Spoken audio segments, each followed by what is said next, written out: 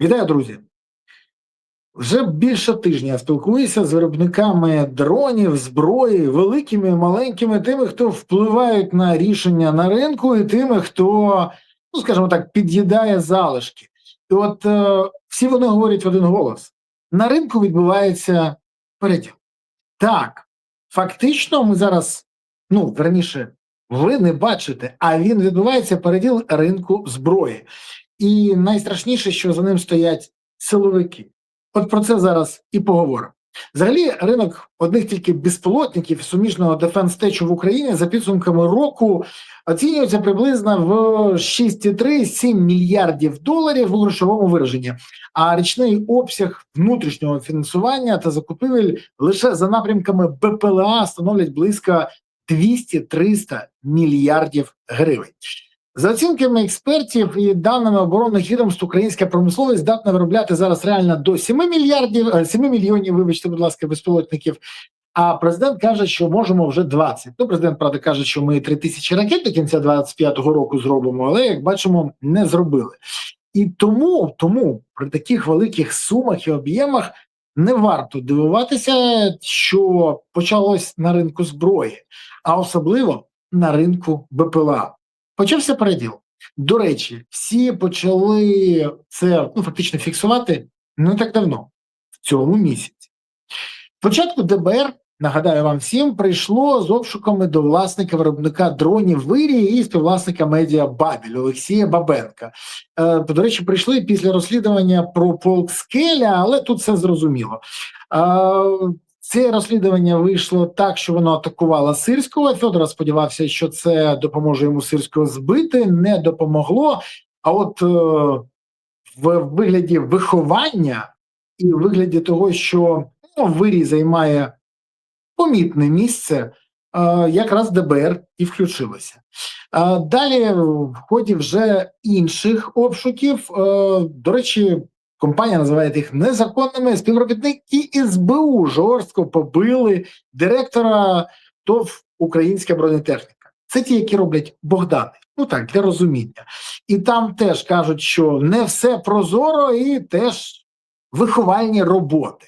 До речі, це побиття призвело до численних травм, струску мозку і госпіталізації. Компанія заявляє, що все це відбулося в рамках абсолютно сфальсифікованої справи, яка має на меті виключно організацію тиску. Навіщо робиться тиск? Невже для того, щоб хтось отримав частку в цій компанії, або навпаки, компанія відмовилася від якихось контрактів? Але далі понеслося, і понеслося по повній. Всі почали воювати проти всіх. Найцікавіше, що це вже співпало зі звільненням Федорова, за звільненням якого теж спостерігали всі учасники ринку зброї. УП «Українська правда» повідомила, що за зняттям Федорова може стояти компанія Firepoint. До речі, не здивований, тому що, яка відома своїми зв'язками з другом президента Зеленського Тимуром Міндічем. Це той, який Міндіч-гейт, якого Зеленський святкував в квартирі своє день народження, з яким він на 50% партнер був в квартал 95, який, ми пам'ятаємо, на якого, до речі, наклали санкції на 3 роки. Правильно, на Міндіча на 3 роки, на мене на 10 років. Зверніть увагу, дивний збіг обставин. Тому що ж Міндіч свій, а я ж і розповідаю якраз про всі ці речі.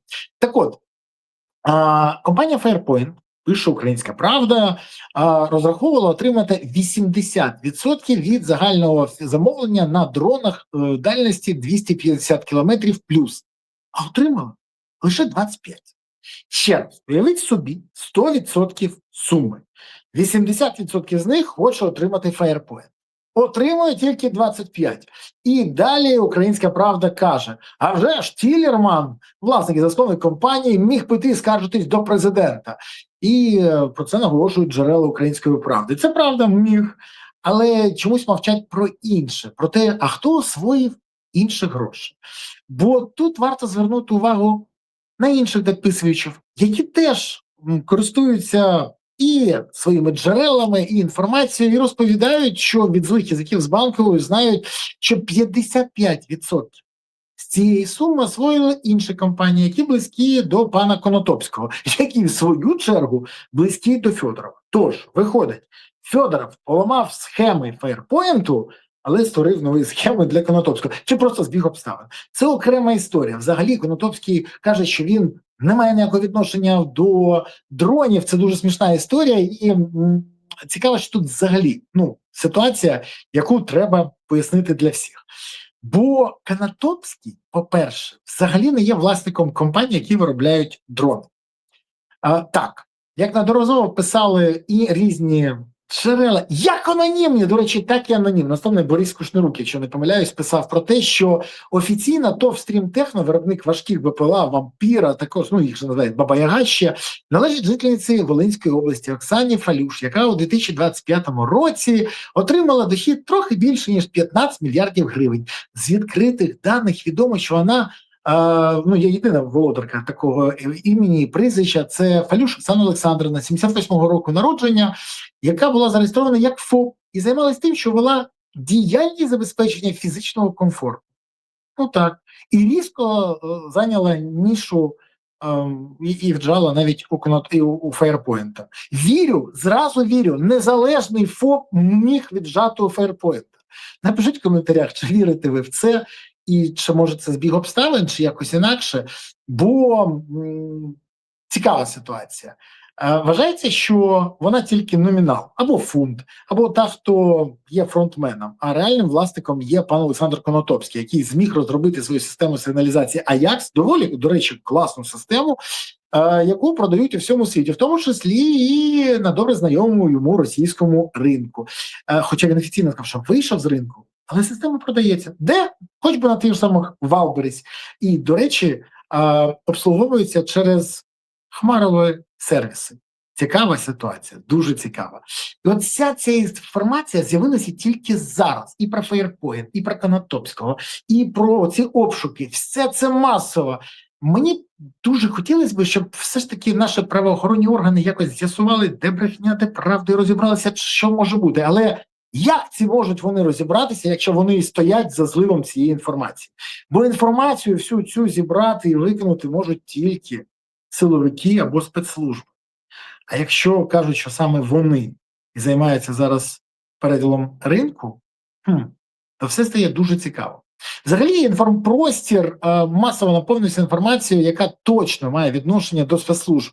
Бо, ще раз кажу, тільки вони можуть зібрати таку інформацію, яка дуже тонка, по всіх реєстрах витягнути з будь-де, з митниці, з податкової, з Міноборони. Всі ж розуміють. І коли мені розповідають, що навіть в асоціації зброярів зараз є людина від Служби безпеки, через яку звільняються вже там керівники і чиновники цієї організації, бо фактично вони розуміють, що відбувається, і не хочуть бути крайніми, це дуже цікава ситуація. Дуже. До речі, за словами того ж самого Бориса Кушнірака, майже 60% імпорту ще одної компанії, комплектуючих для компаній, пов'язаних з Павлом Єлізаровим через фонд Фолтон, пішли через американську компанію. І там теж якісь накрутки. І теж дуже цікаво, звідки у пана Кушнірака ця інформація, а ще цікаво, яка саме служба злила, бо служби зливають багатьом. І я чесно кажу, інколи з анонімних джерел, інколи напряму, але всі ж розуміють, хто це зробив. І от тут цікава ситуація, що Єлізаров – це, скажімо так, не остання людина, бо всі ж пам'ятають, як він нещодавно складав повноваження з командуючих сил систем через те, що Фьодорова зняли. Дуже цікаво. Бо Єлізаров пише, Кушнірук пише, що йдеться приблизно про суму в 3,5 мільярди з загального обсягу закупівель понад 5,9 мільярдів. Тобто різниця, така немала між закупівлею і продажу своїм же компаніям. Знову кажу, це може бути вкид, а може не вкид. Бо ми розуміємо, що хтось хоче віджати якісь компанії. І ми розуміємо, що якщо ринок починає стискатися, бо щось гроші від наших партнерів поки що не зайшли, а ті, які зайшли, вже намагаються ділити до того, як вони зайшли, тут дуже цікаво, хто за цим всім стоїть. Хоча, давайте відверто, з'ясовувати повинні силовики, спецслужби і правоохоронні структури. Але які правоохоронні структури спецслужби будуть це з'ясовувати, якщо, скоріш, вони самі злили цю інформацію? Іде битва за ринок зброї, іде переділ. Той момент, коли країна б'ється за виживання. Бо коли навіть функціонери з Асоціації зброярів починають звільнятися через тиск з боку силовиків, то це вже неадекватна ситуація. Все це говорить про одне: битва за бабло триває. Якщо, як сказала одна мені людина, війна сьогодні закінчиться, то цей ринок обвалиться. Тому що я зараз здивую. На ринку України більше 1000 виробників тільки дронів. І куди вони будуть продавати все це? Саме тому велика кількість силовиків сьогодні не зацікавлені в тому, щоб пришвидшувати кінець війни, але зацікавлені в тому, щоб взяти під контроль структури, які генерують величезні прибутки.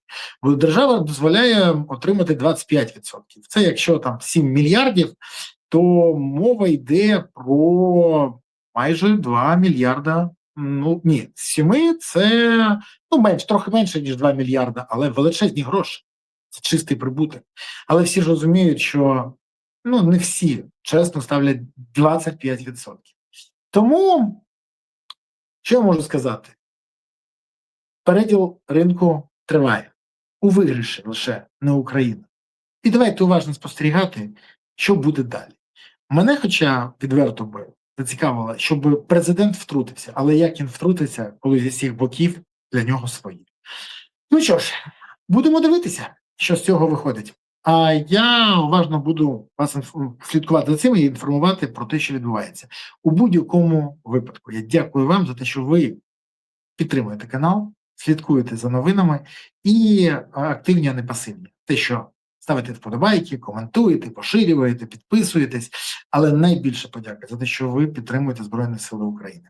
Донатите на ЗСУ, приєднуйтесь до ЗСУ, допомагайте ЗСУ. Бо тільки ЗСУ є гарантом того, що у України є майбутнє. Тож гуртуємося всі навколо потреб ЗСУ, щоб у України було гідне майбутнє. Дякую вам. Па-па.